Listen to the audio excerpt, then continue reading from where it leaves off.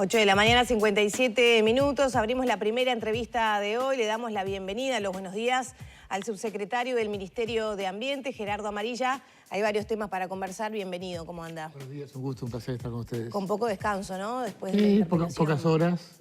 Fue bastante intensa la jornada de ayer y bastante larga. Pero bueno, es parte también de la democracia el rendir cuentas en el Parlamento de lo que se está haciendo, de lo que se está planificando y bueno, también dar algunos mensajes por parte de todos los actores, ¿no? ¿Siente que tuvo utilidad la interpelación de ayer, pensando sobre todo en los protagonistas, que es la población, ¿no? En este marco tan importante de crisis del agua potable. Yo creo que siempre es bueno estas instancias de intercambio de información. Hay de alguna manera también lugares de encuentro de actores, en este caso políticos, representantes de diferentes sectores, que informan, dan, me parece que ayer el vertido de información en el Parlamento, donde allí también se recoge no solamente por parte de los parlamentarios, sino de la ciudadanía a través de los medios de comunicación, es bueno, es interesante.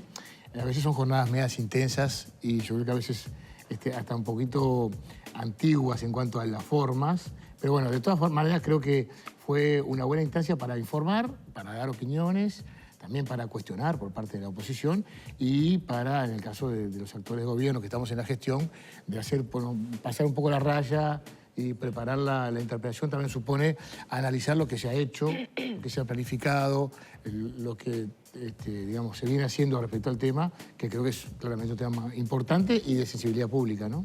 Amarilla, ¿qué le parecieron los fundamentos que planteó el senador Enrique Rubio, miembro interpelante el día de ayer allí en la Cámara de Senadores, respecto a la falta de previsión, la falta de comunicación hacia la población, que pasó un poco, por lo menos el inicio de la interpelación, por esos aspectos? Bueno, yo creo si que se hubiera concientizado, si se hubiera informado, tal cual pasó cuando se decretó la emergencia agropecuaria, ¿la situación podría llegar a ser distinta o por lo menos no nos hubiéramos sorprendido los uruguayos con esta situación? Yo creo que tal vez, a ver, el mismo interpelante me parece que el planteo lo hizo muy educadamente, en términos muy constructivos, un poco justamente reclamando el tema de la información, hablando de algunos temas que ahí podemos discrepar sobre qué hubieran hecho, qué se tendría que haber hecho. Bueno, hay cosas que se podrían haber previsto y cosas que no. Él decía, hace 3 años se podría haber previsto esta sequía. Y yo justamente, me tocó un poco responder justamente la pregunta esa, de acuerdo a lo que establece el panel intergubernamental de cambio climático, en lo que es imposible prever 3 años. Por supuesto que hay una variabilidad climática que se establece que los eventos climáticos, tanto las sequías como las inundaciones, van a ser más intensas, pero que no se puede prever con 3 años de diferencia. Es más, hay un grupo técnico integrado por INUMED y por la Universidad de la República que está haciendo previsiones para 3 meses solamente. Es difícil prever incluso para 1 año para adelante. Pero de todas maneras, aquí hubo en algún momento una situación de emergencia agropecuaria que se planteó en octubre. En noviembre, lo que tenía que ver con el abastecimiento de agua para la población estaba más o menos resuelto porque Paso Severino el 21 de noviembre estaba lleno, estaba al tope. Entonces se preveía que aparentemente había reservas. Luego el verano apretó, había el reservas, calor... pero no había una previsión. O sea, uno de los caminos posibles era que lloviera menos, que el fenómeno del niño se extendiera. Sí, bueno, y ahí nosotros estábamos monitoreando en enero, me acuerdo, los primeros días de enero, ayer recordaba el presidente José, estábamos buscando soluciones para Nueva Albesia, para Bichadero, para San José, el caso de Minas después, o sea que hubo pero una ahí ya situación estaba de alarma. instalada la situación de alarma, Sí, no era previsión, era atender una situación que ya estaba por supuesto, instalada. y estaban todos los equipos técnicos y todos los organismos trabajando en el tema. Pero entonces no hubo previsión, era resolver un tema instalado. Era difícil de prever también, ¿eh? Era difícil de prever. Me cuesta pensar que profesionales, ingenieros, no sé, yo lo aprendí en Facultad de Comunicación, que cuando el diagrama de Gantt, por ejemplo, ¿no? Cuando hay una obra, se trabaja con el camino crítico, se trazan los escenarios posibles y bueno, si pasa, tengo este objetivo, si pasa esto, puedo hacer esto, si pasa esto otro, ¿no? No solamente una opción, pueden pasar muchas cosas y saber qué accionar si pasa una u otra. No parece ser que acá hubo bueno, se analizó, esa visión. se trabajó en el tema, hubo coordinaciones, hubo acciones que había que tomar porque en definitiva teníamos dificultades por el abastecimiento, pero también teníamos muchas más dificultades planteadas por la emergencia agropecuaria, por el tema de la producción. No sé si se acuerdan, pero en enero estábamos también viendo con el tema de que no había agua para los animales en determinados lugares, que acá en Melilla se secaban cuadros enteros de frutales. Había una serie de temas que se estaban de alguna manera también impactando lo que es la gestión del Estado. Y en febrero, los primeros días de febrero, hubo una comunicación de OCE, del Estado uruguayo, en definitiva, vinculado al tema del uso cuidadoso del agua, el uso restrictivo, hubo comunicaciones. Lo que yo digo, capaz que después, en febrero y después en marzo, que hubo algunas lluvias, parecía que un poquito, ahí capaz que la guardia se bajó, pensando que las lluvias venían, y bueno, lamentablemente llegamos a esta situación. Creo que de todas maneras el gobierno nunca dejó de trabajar, y un poco el tema de las medidas de fondo, están las medidas de emergencia para atender la situación y las medidas de fondo, y también eso se ha trabajado, porque en definitiva lo que se hablaba ayer, incluso con el senador Rubio y con otros senadores de la oposición, es que más allá de que ellos hubieran seguido con Casupá y el gobierno optó por comenzar con Arasatí, que no se descarta Casupá, la idea es que este gobierno siguió trabajando desde el 2020 en buscar una solución de fondo al tema de una necesidad de tener una fuente alternativa de agua dulce para el 60% de la población que está aquí en Montevideo. ¿Qué medidas de fondo se vinieron trabajando entonces en base al agua potable para la población? Bueno, el tema de la consecución de los trámites vinculados a esa toma alternativa en el Río de la Plata, que es Arasatí, que va a dar una fuente... Pero digo, para atender una crisis como la que estamos viviendo, que iba a ser en el mediano plazo. Y básicamente regular el uso de la cuenca de Santa Lucía, tener una especial atención a los usos de la extracción de agua dulce de esa cuenca en particular, que en realidad es, lo que decían también los técnicos de Mecorot, es una fragilidad del Uruguay, no de ahora ni de los gobiernos anteriores, de una fragilidad del Uruguay de los últimos 50 años, tener el 60% de la población dependiendo de una sola fuente, de una sola planta potabilizadora y de un sistema de bombeo, que son las líneas que se han construido desde Aguas Corrientes a Montevideo. Por eso, de alguna manera, la solución de fondo está en buscar una fuente alternativa, que es Arasatí. Ahora, fuente alternativa a Arasatí. Hoy no estamos tomando agua del Río de la Plata en pleno, sino de prácticamente la desembocadura. De las mareas que suben por el Santa Lucía por y eso. que suben hasta... Se está bombeando, entonces... Exacto, y allí es donde claramente, en esta situación también de déficit hídrico, hay una suerte de salinidad que es la que genera esta mezcla del agua. Garantiza, porque hoy a eso iba. 80 kilómetros. Si no estamos... 80 kilómetros. Pero 80 kilómetros. De diferencia. Pero ya estamos metidos ya en el Río de la Plata. Sí, pero es aguas arriba, es en una zona donde... ¿Es de menos salinidad? La salinidad es muy menor. En los últimos 100 años el evento de mayor salinidad fue el del año 2021 y lo que se está planificando en la obra, que se va a licitar ahora el 6 de junio, es una reserva de agua que le llaman polder, aunque en realidad técnicamente tiene otro nombre, pero una reserva de agua que va a dar para 80 días de reserva de agua dulce al lado de la planta potabilizadora, pero creemos que confiamos que no va a haber un episodio tan importante en esa zona. Ahora, ¿se garantiza que el agua no va a ser esta que está saliendo hoy desde...? No, por supuesto que no. Por supuesto que no. Y además, incluso ahora se está haciendo una obra y se está comenzando esta semana una obra que va a ser un represamiento aguas abajo de Aguas Corrientes. Allí hay una presa que se va a construir más o menos 7 kilómetros aguas abajo, que va a generar una reserva de 1 millón de metros cúbicos de agua, que va también a permitirnos, a los técnicos de OCE sobre todo, a manejar el tema de la reserva de agua dulce, cuando sube la marea con agua dulce, y evitar que haya una intrusión de agua salobre o salada que afecte los niveles de cloruro y de sodio. O sea, esto va a ser una excepción, ¿esto no va a volver a ocurrir? Es una excepción, es una excepción y en realidad estamos trabajando para que no ocurra más y en todo caso las medidas que se están tomando ahora es para que esta situación se mantenga mientras no haya lluvias. Amarilla, mucho hemos hablado y también en las campañas de concientización, de bien público, el cuidado del agua, Sin embargo, no se puede dejar de lado también, o por lo menos creo que a medida que va pasando el tiempo y vamos conociendo lo que pasa con el agua potable de nuestro país y a qué se destina, empiezan algunos cuestionamientos, ¿no? ANCAP informaba de los 200.000 litros de agua de OCE que se utilizan por hora para la planta de La Teja, ¿no? Eso es uno. UPM también lo que utiliza, más allá si después lo devuelve o no. Y ahora está informando el ministro de Ambiente en Radio Sarandí que Google suspendió el proyecto de data center que tenía previsto instalar en nuestro país.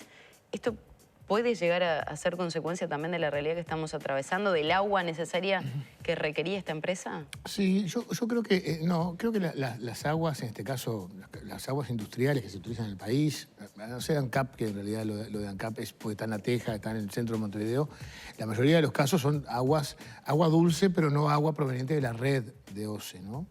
Que en realidad es agua dulce que se extrae de arroyos, de ríos o de, puede ser también reservas subterráneas, que Uruguay tiene en algunos lugares reservas importantes, y se podrían utilizar para estas actividades industriales, que también hay un tema, como tú lo decías, de circulación. Es un agua que en definitiva, si UPM no saca esa agua del Río Negro para utilizar en su proceso industrial, esa agua sigue aguas abajo hasta el río Uruguay, desemboca en el río de la Plata y termina en el Océano Atlántico. O sea, la información decía agua potable, ¿eh?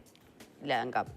Por lo menos en No, la excepción te dije, el ANCAP es una excepción porque está en La Teja y justamente utiliza... No, quería volver a chequearlo. No, está bien, pero... está bien. Pero no es el caso de Google o no es el caso de UPM, que son agua dulce, agua bruta, de agua de río, que en definitiva le da un uso a esa agua y una circularidad a esa agua que Google la vuelve a la propia cuenca y termina en el curso.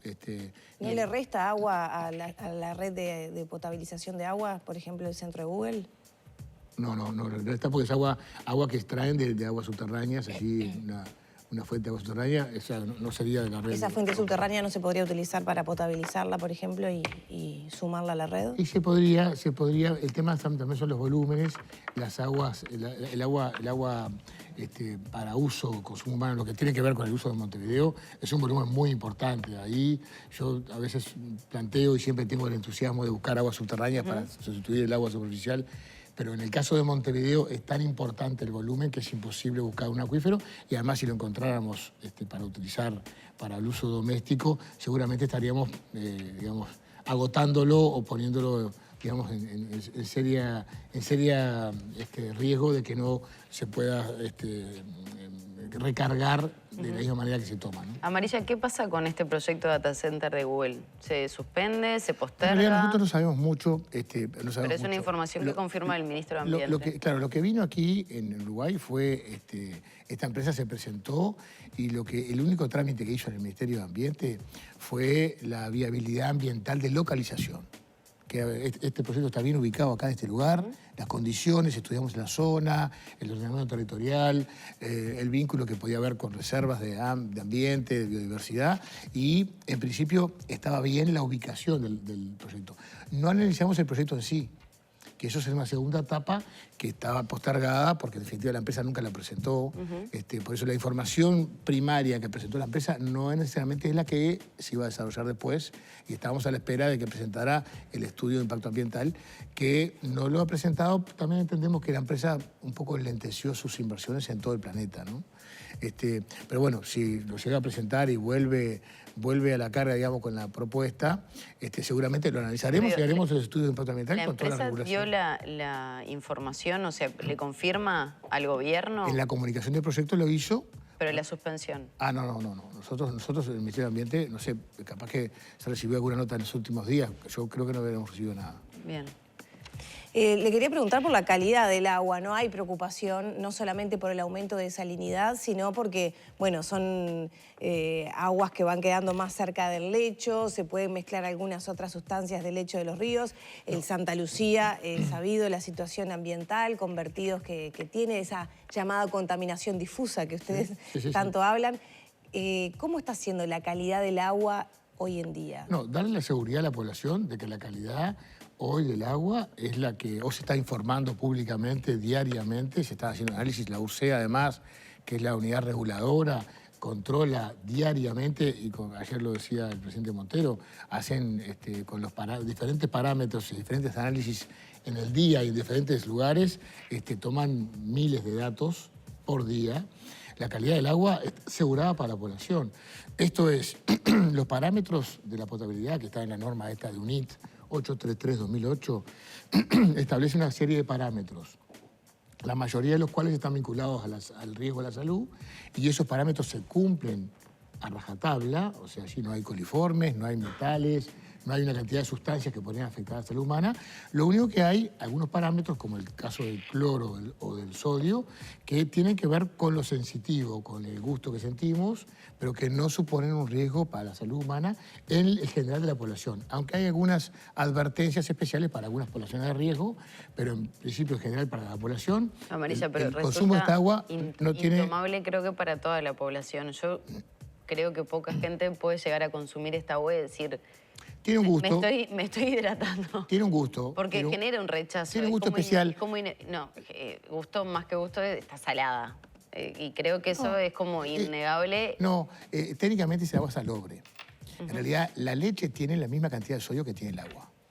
Tú compras un litro de leche hoy y mirás atrás y tiene hoy 440 miligramos de sodio. Lo que le genera a la persona. Está bien, es una reacción al al sabor, exactamente, pero no supone, digamos, una afectación o un riesgo a la salud. Eso es importante aclararlo, digamos, ¿no? Es una situación, digamos, provisoria. Esto es también una decisión que hay que tomar. Cortamos agua, reducimos la provisión de agua o mantenemos esta cantidad de agua y esta presión para que la gente tenga por lo menos para todo el resto de los usos. Bueno, para decisión... Para que vaya quedando claro entonces, las medidas a corto plazo, ¿cuáles van a ser para garantizar el agua? Digo, bueno, porque esto se pretendía hacer por poco 45 días. Intentando resolver el tema también de ese del sabor y todo lo demás, lo que se va es tratar de promover y con determinadas medidas que la población pueda acceder a agua en condiciones que no tengan ese sodio y esos cloruros en esos niveles, ¿no? Eso a través de las plantas desalinizadoras, dos. ¿Qué va a ser la UTEC? La UTEC ya diseñó una que está construida, que está en Houston, que se va a traer en los próximos días en forma aérea, se va a instalar en Uruguay. La planta de UTE, allí en Rincón del Tigre, en San José, que también se va a utilizar para ese. Y después, a través de un sistema de distribución, se van a priorizar los centros hospitalarios, las escuelas, los CAIF, los hogares de ancianos, una serie de lugares donde se va a proveer esta distribución. Luego, esta represa al sur de Aguas Corrientes, que va a mantener ese volumen de 1 millón de litros manejado, además, tratando de bajar la salinidad del agua que entra del estuario hacia el río Santa Lucía, para también hacer esa mezcla que se está haciendo ahora, ¿no? ¿Y aumentan los controles que está habiendo en el río Santa Lucía? El otro día, hablábamos del video de la extracción de arena, etcétera, etcétera. Pero me pregunto, porque si hay tanta contaminación difusa, hay menos caudal de agua, hay más concentración de sustancias contaminantes en la poca agua que queda. Se han aumentado los controles. ¿Cómo se va a trabajar? ¿Cómo se está trabajando? ¿Y cómo se va a trabajar de cara al futuro, donde las autoridades han reconocido que fenómenos como este pueden ser cada vez más frecuentes? Sí, se aumentan los controles. El Ministerio está, de alguna manera, en realidad tenemos toda la estructura del sistema de denuncia funcionando a pleno. No hemos sentido un aumento en las denuncias en el área metropolitana, en particular en el río Santa Lucía, pero claramente tenemos monitoreado el tema, controlado el tema y tenemos una respuesta rápida hacia las denuncias, que es lo que nos garantiza además que ante algunos episodios puntuales de afectación podamos responder con rapidez. Con respecto a esta empresa que el video había circulado, que lo denunció el intendente de Canelones, de que estaban sacando arena en la noche, ¿hubo algún avance? ¿Ya se identificó que no tenían permiso o que estaba vencido? Bueno, no, en la jornada de ayer no pude ver mucho el trámite en el Ministerio de Ambiente, pero claramente se están haciendo las averiguaciones. No hubo un cambio de curso. Hay que ver si el permiso de arena estaba vencido o no. La afectación que hubo al monte nativo aparentemente tenía autorización de la Dirección Forestal del Ministerio de Ganadería. Son temas que estamos ajustando en las últimas horas para ver si corresponde o no una sanción a la empresa. Amarilla, ¿están preocupados por el tema de los plásticos también, con este incremento de consumo de bidones, de botellas, de agua envasada, que tal vez no era el frecuente ni el habitual? ¿Qué va a pasar con todo ese plástico? Bueno, ahí estamos trabajando con los gobiernos departamentales y ya hemos firmado 5 o 6 convenios particulares y vamos a firmar 19 convenios con los gobiernos departamentales. Primero, para el cierre de los vertederos, que empezamos el gobierno con más de 70 vertederos a cielo abierto, muchos de ellos se forman claro, pero para entender la situación puntual y urgente ahora. Lo que estamos trabajando es, en ese cierre de vertederos, vamos apuntando hacia rellenos sanitarios con unas plantas de recepción de residuos, en lo posible con un trabajo de selección en origen, pero en esas plantas de recepción con equipamiento. Entonces estuvimos empezando, ya hay un equipamiento instalado para poder recuperar todo el plástico posible, como uno de los materiales que son pasibles de recuperación.